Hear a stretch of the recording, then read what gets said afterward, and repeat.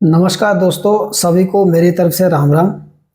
आज की वीडियो जो है वो इंश्योरेंस को लेकर के है कि आज इस दौड़ भरी जिंदगी में बीमा हम सब के लिए क्यों जरूरी है, बीमे का महत्व क्या है और बीमा कैसे हमारे जाने के बाद हमारे परिवार को संभालता है। जहाँ जो भी हमारे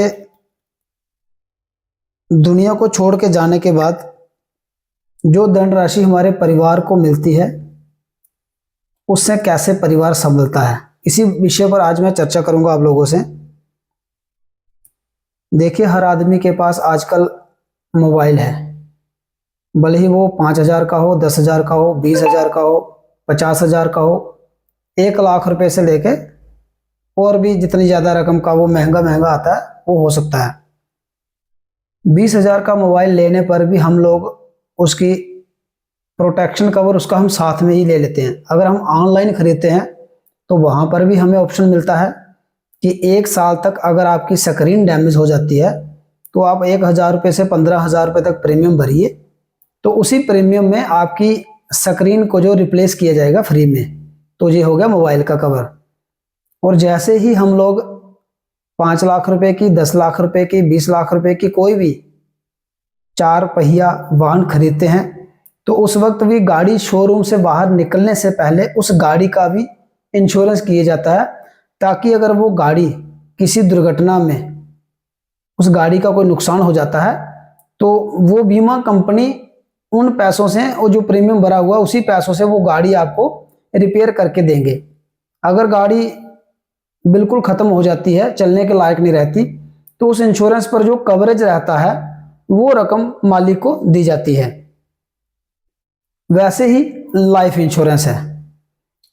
मोबाइल की कीमत कुछ नहीं है, लेकिन इंश्योरेंस साथ में करवाया जाता है।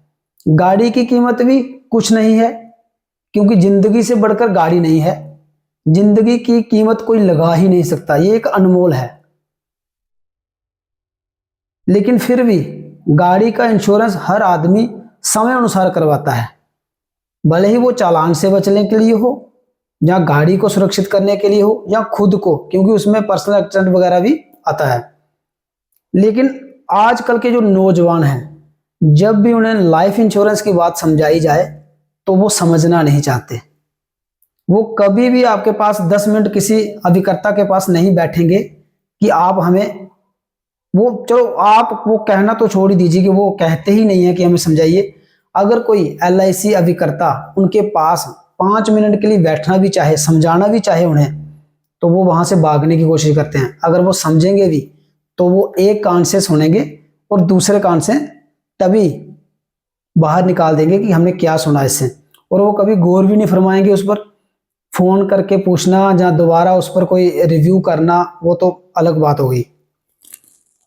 बड़ी बात यह है कि गाड़ी एक खरीदी है, एक्सीडेंट हो गया, पैसे ना भी मिले कंपनी से, तो आदमी 3-4 साल तक और कमाई करके गाड़ी खरीद सकता है, बैंक में जाकर EMI पर गाड़ी खरीद सकता है।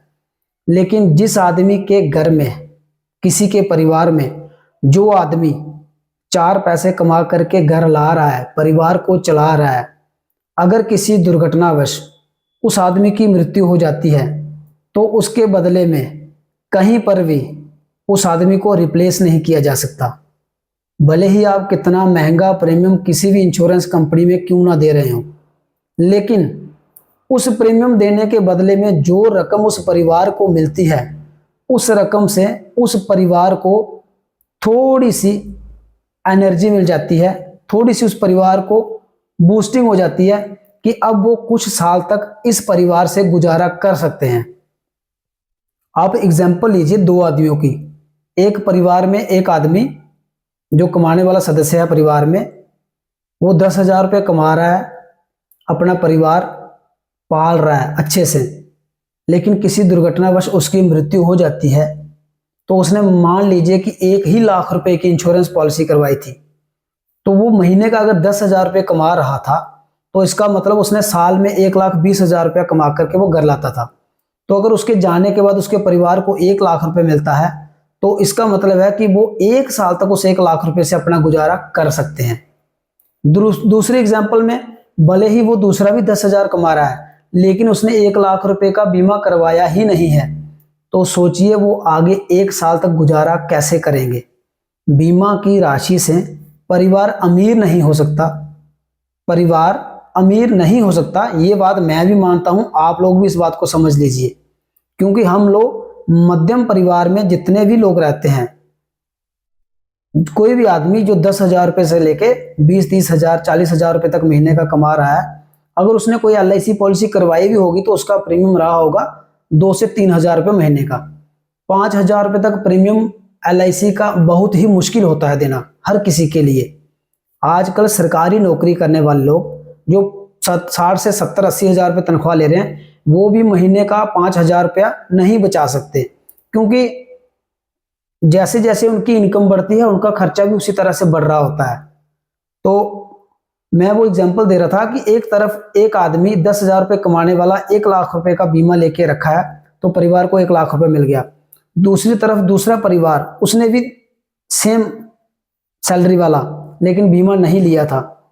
मैं ये नहीं कहता कि वो भूखे मर जाएंगे, वो उन्हें कुछ खाने लायक मिलेगा नहीं, सब अपने कर्मों के हिसाब से जिएंगे, लेकिन हर कमाने वाले को इतना सोचना चाहिए कि मुझे अपने परिवार के लिए आप मत करवाइए 10 लाख का, 20 लाख का, 50 लाख का बीमा।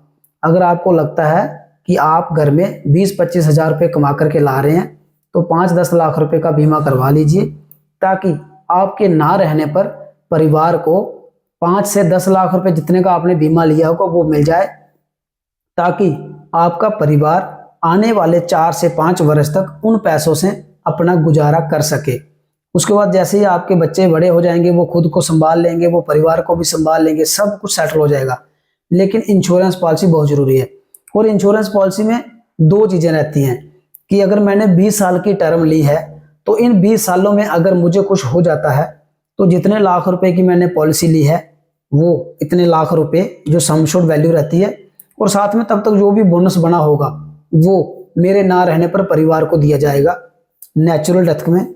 और अगर एक्सीडेंटल होगी तो सम एश्योर्ड जो है वो डबल 2 गुना होकर के मिलता है, बोनस साथ में रहेगा। और अगर मैं 20 साल तक जिंदा रहा, प्रीमियम पूरा समय पर भरता रहा, तो मैच्योरिटी पर मेरे ही पैसे सम एश्योर्ड के साथ बोनस के रूप में मुझे मिलेंगे। किसी भी तरह से आपका पैसा डूबेगा नहीं, बर्बाद नहीं होगा, क्योंकि दोनों ही कंडीशन में पैसा परिवार के पास ही आएगा। तो अगर आप लोग बीमा पॉलिसी करवाना चाहते हैं, अच्छी सर्विस चाहते हैं बीमा से रिलेटेड, तो मुझे संपर्क करिए। मेरा मोबाइल नंबर 9622259444 है। और इस वीडियो को ज़्यादा से ज़्यादा शेयर इसलिए करिए ताकि जिन लोगों को भी लगता है कि बीमा नहीं करवाना चाहिए, अगर मेरी बात से थोड़ा बहुत भी उन्हें समझ आए, तो मुझसे संपर्क जरूर करिए। सभी को राम राम।